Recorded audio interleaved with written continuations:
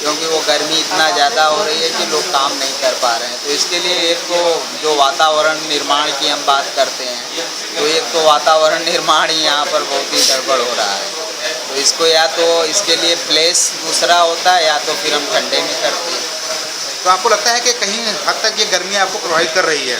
गर्मी से बहुत ज़्यादा प्रभाव इस वर्कशॉप पर पड़ा है, क्योंकि जितना चीज़ें, इतनी अच्छी चीज़ें हम लोगों को कंप्यूटर में जो चीज़ें मालूम नहीं थी तो मालूम होती, लेकिन इसमें लोग अपने ही मतलब गर्मी की वजह से इतने परेशान हैं कि वो चीज़ें एक बाउंसर गेंद की तरह निकल जा रही हैं। तो मुझे लग रहा है कि आपका ज़्यादा ध्यान वर्कशॉप पे ना होकर गर्मी पे ज़्यादा, पसीना पहुँचने पे और ठंडी हवा खाने का में बहुत ज़्यादा मतलब इस वर्कशॉप को मतलब प्रभावित किया है गर्मी अच्छा ने।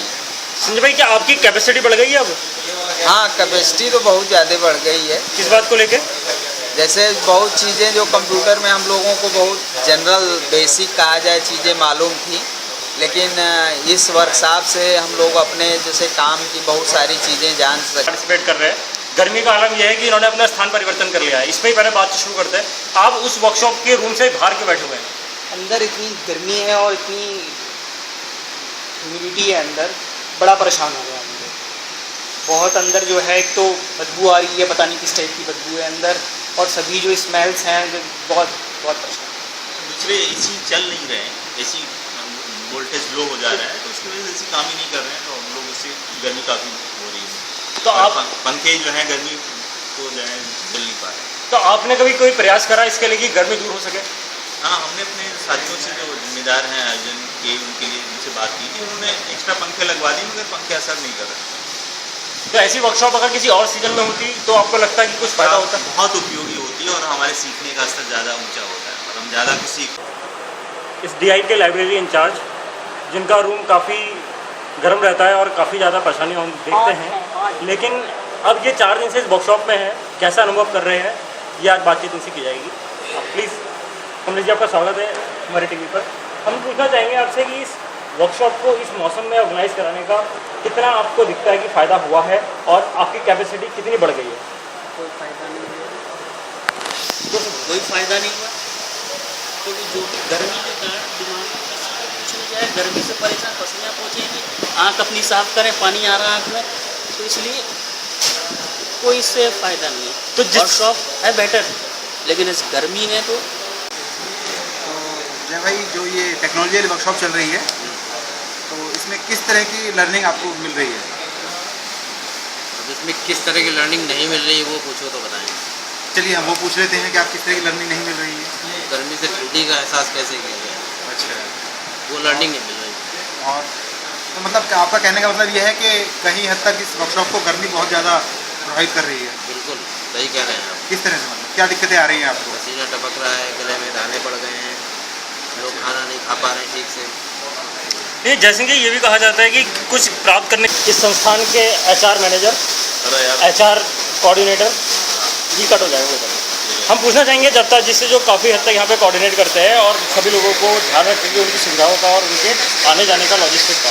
तो जैसा कि आप क्या कहना चाहेंगे इस गर्मी में आप जो वर्कशॉप ऑर्गेनाइज हो रही है उसमें लोगों को व्यवस्था करने में आपको कैसी दिक्कत आ रही है? देखिए, इस तरह की वर्कशॉप यहाँ पर पहले भी ऑर्गेनाइज होती रही है।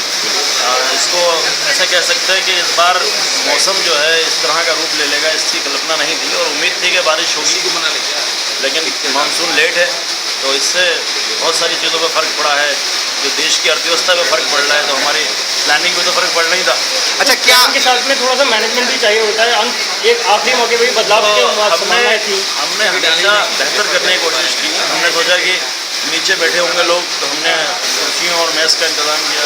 हमने सोचा कि लोगों को, क्योंकि AC पर डिपेंड।